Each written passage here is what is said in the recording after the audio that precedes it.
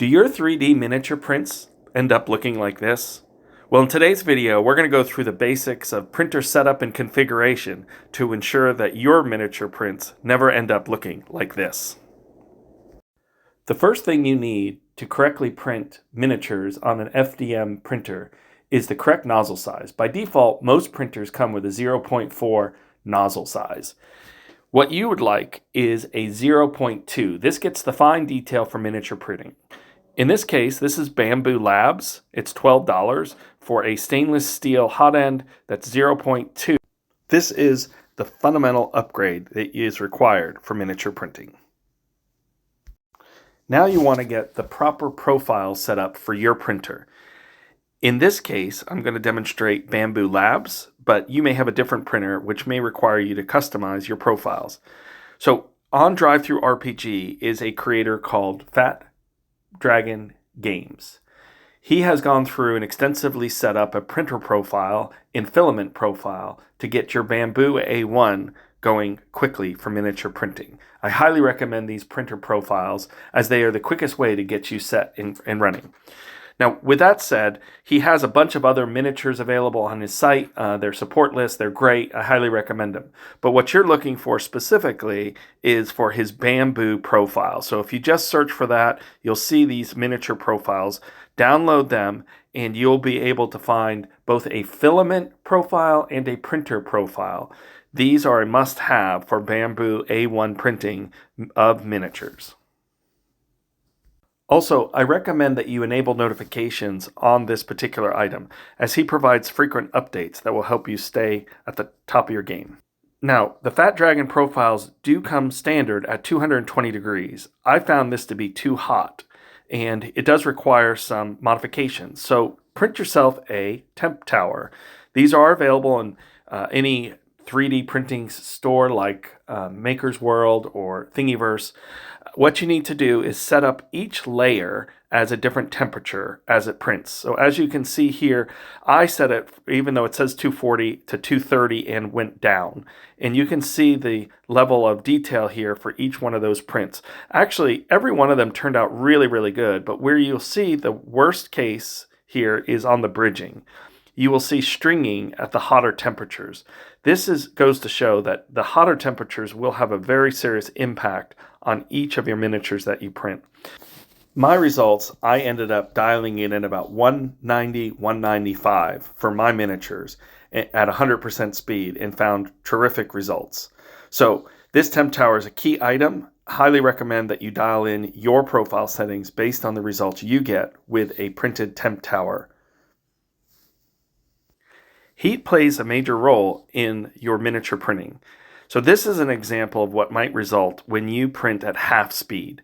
The nozzle simply spends too much time over certain areas, and as a result of spending that much time, a ton of stringing occurs. So if you can see here, let me see if I can focus it in, you'll see all of this like feathering of the filament happening. And this isn't just regular stringing, this is actual solid mass that would be very difficult to burn away with a lighter. This is very thick, and this is 100% a result of too high of temperatures, typically being done because the nozzle is spending too much time. So do not slow down your printer thinking that it will produce better results or thinking that the vibrations will be less. The printers work great regardless of vibration, and you need to just make sure that you keep that heat away from your models as you're printing them. Now, this next example is when you don't have enough heat. So this was run at normal speed. However, I set the temperature down to 185, which is the minimum on my filament. Now this is what happens is when it was printing, the temperature of these just became too brittle. So it wasn't hot enough to really make it stick, and it really made these models break. So the key kind of factor here is get that Temp Tower dialed in, find the right setting. You may need to print a couple of miniatures to find that, and then you should be good to go. Now, this is the same model with the broken pieces printed at 100% speed and at 195. And as you can see, there's the thin parts that broke in the previous model. I'll see if I can line them up. You can see that right where those thin pieces were is where it broke. And this is a direct result of not having sufficient temperature when printing. Once you dial it in, it prints perfectly, and you can see that that stringing goes away and it's not brittle in those weak spots any longer. Now the next item you need for consistent prints is the right filament, and this is Sunlu PLA Meta. This is highly recommended as all those Fat Dragon profiles are set up and maxed out for this particular filament. It will give you the most consistent results at the lowest temperature with bed adhesion and correct printing. Highly recommended. So the next thing you need for consistent results is dry filament. Now this is an example of a storage and dry box and dryer all in one. So once you put your filament in this, it dries it. It has a hydrometer built in. The dry box allows you to print directly from the box itself to your printer, so you don't need to remove the filament and then re-dry it. This is a great option. Now you can build these yourselves. There's lots of options out there for dryers and storage boxes. This is just an example, but highly recommended for dry filament. So now let's take a look at some consistent results we get when we have everything dialed in. So here's an example of Arbiter minis. These are very detailed supportless minis that can print straight on your FDM printer. These are Mephits. They have a tremendous amount of detail. There's fire, ice, smokeless, and slime. So as you can see how the quality of these printed, the detail is top notch. And with this particular setup with dry filament and these printer profiles and the right nozzle, these printed perfectly. So I can't wait to paint these. So here's another set of miniatures that were printed. As you can see here, there's a collection of them. They are from a variety of different modelers for FDM printers. There's a spider, there's a demon. I think some of these are Bright miniatures, Arbiter miniatures, MZ4250 miniatures. So a number of awesome miniatures, all specifically printed with FDM supportless miniatures.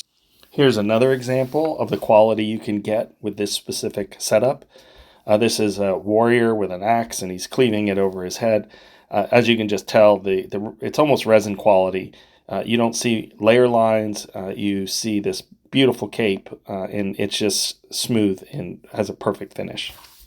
So let's recap what you need to optimize your results on your FDM printer. First, you need the correct nozzle, 0.2.